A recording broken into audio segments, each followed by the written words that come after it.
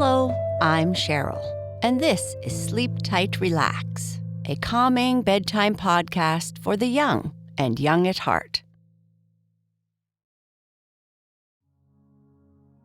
It's time to get cozy in bed and listen to tonight's story.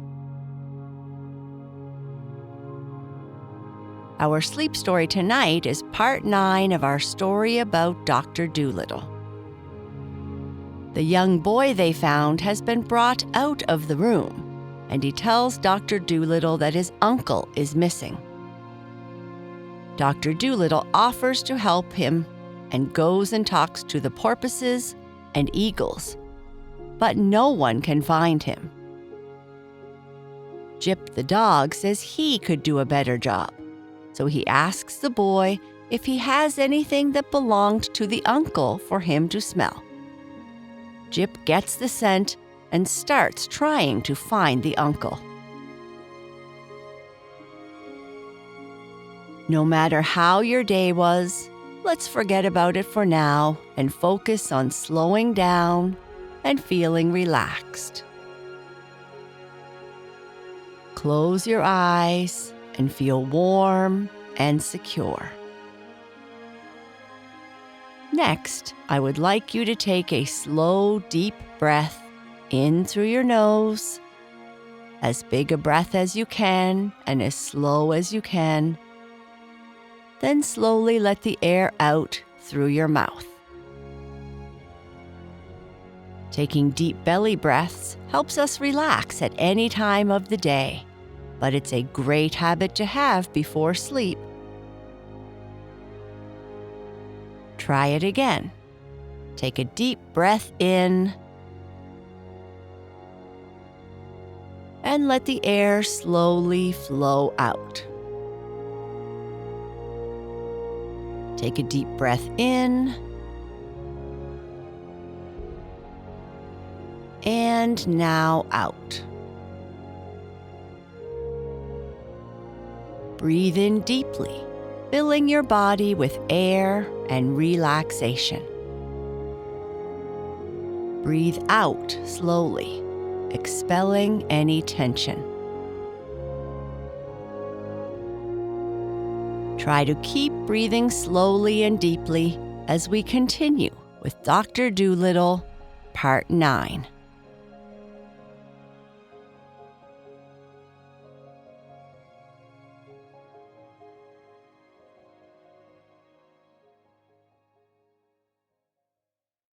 "I am afraid I can't," said the doctor. "When did you see him last?" "It was the day before yesterday," said the boy. "My uncle and I were out fishing in our little boat when the pirates came and caught us. They sunk our fishing boat and brought us both onto this ship. They told my uncle that they wanted him to be a pirate like them, for he was clever at sailing a ship in all weather. But he said he didn't want to be a pirate because stealing was no work for a good fisherman to do.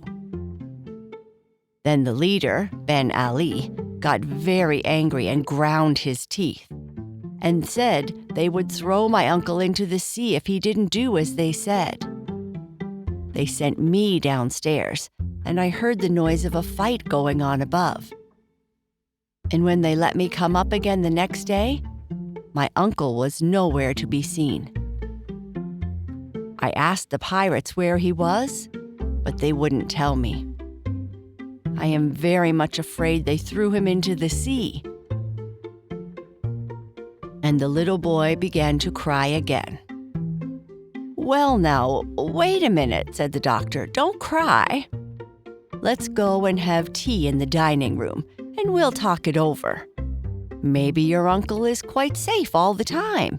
You don't know that he was thrown into the sea, do you? And that's something. Perhaps we can find him for you. First, we'll go and have tea with strawberry jam, and then we will see what can be done." All the animals had been standing around listening with great curiosity, and when they had gone into the ship's dining room and were having tea, Dab came up behind the doctor's chair and whispered, "Ask the porpoises if the boy's uncle was thrown into the sea. They'll know." "All right," said the doctor, taking a second piece of bread and jam. "What are those funny clicking noises you are making with your tongue?" asked the boy. "Oh, I just said a couple of words in duck language," the doctor answered. "This is Dab, one of my pets." "I didn't even know that ducks had a language," said the boy. "Are all these other animals your pets too?" "What is that strange-looking thing with two heads?" "Shh," the doctor whispered. "That is the push-me-pull-you. Don't let him see we're talking about him. He gets so dreadfully embarrassed." "Tell me, how did you come to be locked up in that little room?" "The pirates put me in there when they were going to steal things from another ship. When I heard someone chopping at the door, I didn't know who it could be. I was very glad to find it was you. Do you think you will be able to find my uncle for me?" "Well, we are going to try very hard," said the doctor. "Now, what did your uncle look like?" "He had red hair," the boy answered, "very red hair, and the picture of an anchor tattooed on his arm. He was a strong man, a kind uncle, and the best sailor in the South Atlantic. His fishing boat was called the Saucy Sally, a cutter-rigged sloop." "What's cutter-rigged sloop?" whispered Gub, turning to Jip. "Shh, that's the kind of ship the man had," said Jip. "Keep still, can't you?" "Oh," said the pig, "is that all? I thought it was something to drink." So the doctor left the boy to play with the animals in the dining room and went upstairs to look for passing porpoises. And soon a whole school came dancing and jumping through the water on their way to Brazil. When they saw the doctor leaning on the rail of his ship, they came over to see how he was getting along. And the doctor asked them if they had seen anything of a man with red hair and an anchor tattooed on his arm. "Do you mean the master of the Saucy Sally?" asked the porpoises. "Yes," said the doctor, "that's the man. Has he been thrown into the water?" "His fishing boat was sunk," said the porpoises, "because we saw it lying on the bottom of the sea, but there was nobody inside it because we went and looked." "His little nephew is on the ship with me here," said the doctor, "and he is terribly afraid that the pirates threw his uncle into the sea. Would you be so good as to find out for me for sure?" "Oh, he isn't here," said the porpoises. "No, tell the little boy we are sorry. We do not know where his uncle is, but we are quite certain he hasn't been put in the sea." So the doctor ran downstairs with the news and told the nephew, who clapped his hands with happiness. And the push-me-pull-you took the little boy on his back and gave him a ride round the dining room table, while all the other animals followed behind, beating the dish covers with spoons, pretending it was a parade. "Your uncle must now be found," said the doctor. "That is the next thing, now that we know he wasn't thrown into the sea." Then Dab came up to him again and whispered, "Ask the eagles to look for the man. No living creature can see better than an eagle. When they are miles high in the air, they can count the ants crawling on the ground. Ask the eagles." So the doctor sent one of the swallows off to get some eagles. And in about an hour, the little bird came back with 6 different kinds of eagles: a black eagle, a bald eagle, a fish eagle, a golden eagle, an eagle vulture, and a white-tailed sea eagle. twice as high as the boy they were, each one of them, and they stood on the rail of the ship like round-shouldered soldiers, all in a row, stern and still and stiff, while their great gleaming black eyes shot darting glances here and there and everywhere. Gub-Gub was scared of them and got behind a barrel. He said he felt as though those terrible eyes were looking right inside of him to see what he had had for lunch. And the doctor said to the eagles, "A man has been lost, a fisherman with red hair and an anchor marked on his arm. Would you be so kind as to see if you can find him for us? This boy is the man's nephew." Eagles do not talk very much, and all they answered in their husky voices was, "You may be sure that we will do our best for John Dolittle." Then they flew off, and Gub-Gub came out from behind his barrel to see them go. Up and up and up they went, higher and higher and higher still. Then, when the doctor could only just see them, they parted company and started going off in all different ways, north, east, south, and west, looking like tiny grains of black sand creeping across the wide blue sky. "My gracious," said Gub-Gub in a hushed voice, "what a height! I wonder how they don't scorch their feathers so near the sun." They were gone a long time, and when they came back, it was almost night. And the eagles said to the doctor, "We have searched all the seas and all the countries and all the islands and all the cities and all the villages in this half of the world. But we have failed. In the main street of Gibraltar, we saw 3 red hares lying on a wheelbarrow before a baker's door. But they were not the hairs of a man. Nowhere, on land or water, could we see any sign of this boy's uncle. And if we could not see him, then he is not to be seen. For John Dolittle, we have done our best." Then the 6 great birds flapped their big wings and flew back to their homes in the mountains and the rocks. "Well," said Dab-Dab after they had gone, "what are we going to do now? The boy's uncle must be found. There's no 2 ways about that. The lad isn't old enough to be knocking around the world by himself. Boys aren't like ducklings. They have to be taken care of till they're quite old. Oh, I wish Chi-Chi were here. He would soon find the man. Good old Chi-Chi. I wonder how he's getting along." "If we only had Polynesia with us," said the White Mouse. "She would soon think of some way. Do you remember how she got all of us out of prison the 2nd time? My, but she was a clever one."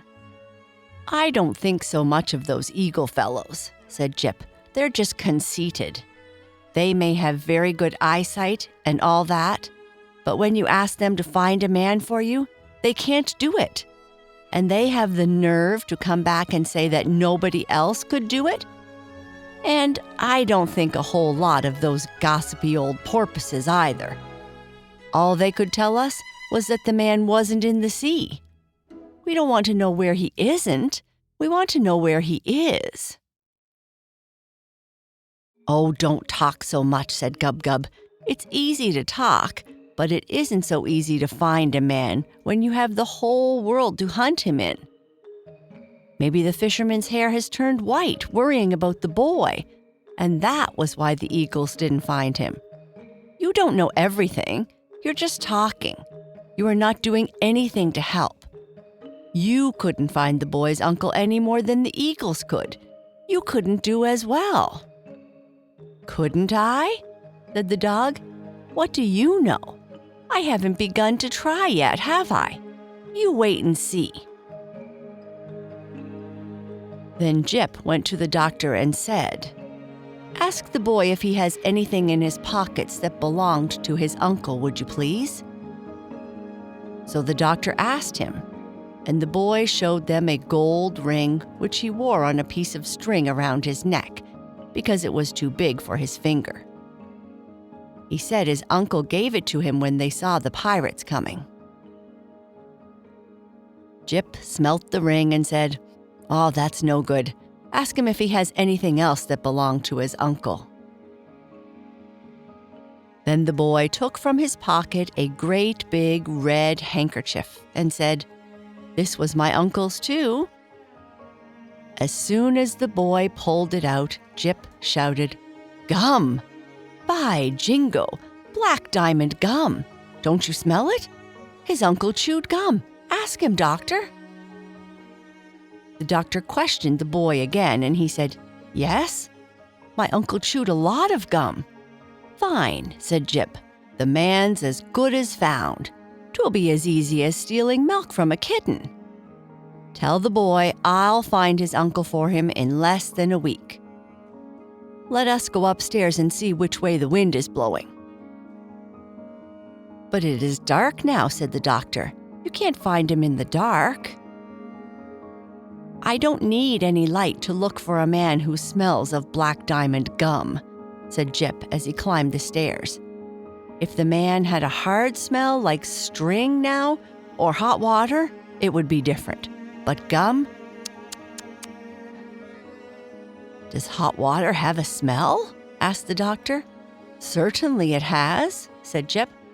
"Hot water smells quite different from cold water. It is warm water or ice that has the really difficult smell. Why, I once followed a man for 10 miles on a dark night by the smell of the hot water he had used to shave with, for the poor fellow had no soap. Now then, let us see which way the wind is blowing. Wind is very important in long-distance smelling. It mustn't be too fierce a wind, and of course, it must blow the right way. A nice, steady, damp breeze is the best of all." "Huh, this wind is from the north." Then Jip went up to the front of the ship and smelt the wind, and he started muttering to himself.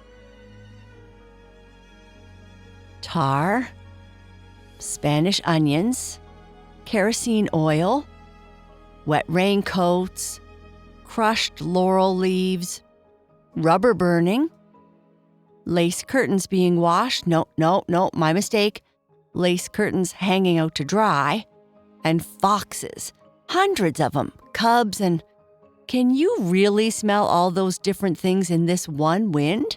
asked the doctor. "Why, of course," said Jip. "And those are only a few of the easy smells, the strong ones. Any mongrel could smell those with a cold in the head. Wait now, and I'll tell you some of the harder scents that are coming on this wind, a few of the dainty ones." Then the dog shut his eyes tight, poked his nose straight up in the air, and sniffed hard, with his mouth half open. For a long time, he said nothing. He kept as still as a stone. He hardly seemed to be breathing at all. When at last he began to speak, it sounded almost as though he were singing sadly in a dream. "Bricks," he whispered very low, "old yellow bricks, crumbling with age in a garden wall. The sweet breath of young cows standing in a mountain stream, the lead roof of a dove coop, or perhaps a granary, with the midday sun on it. Kid gloves lying in a bureau drawer of walnut wood, a dusty road with a horse's drinking trough beneath the sycamores, little mushrooms bursting through the rotten leaves, and any parsnips?" asked Gub-Gub.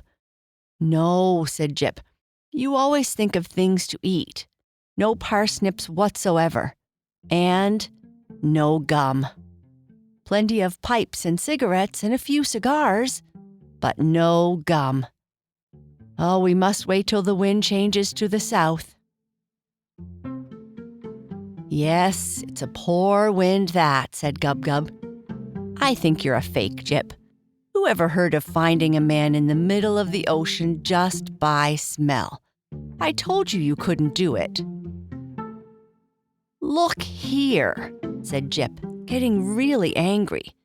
You're going to get a bite on the nose in a minute.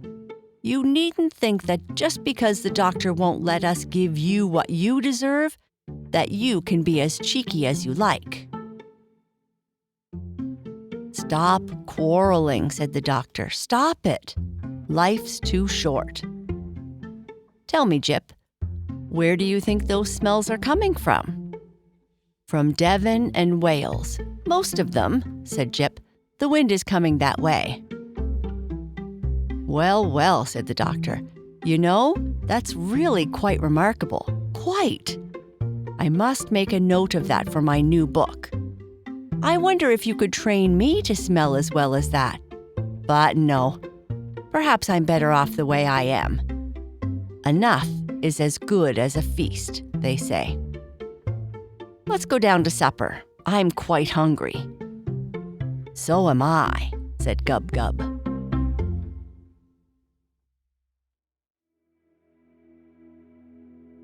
And that is the end of this part. Good night. Sleep tight.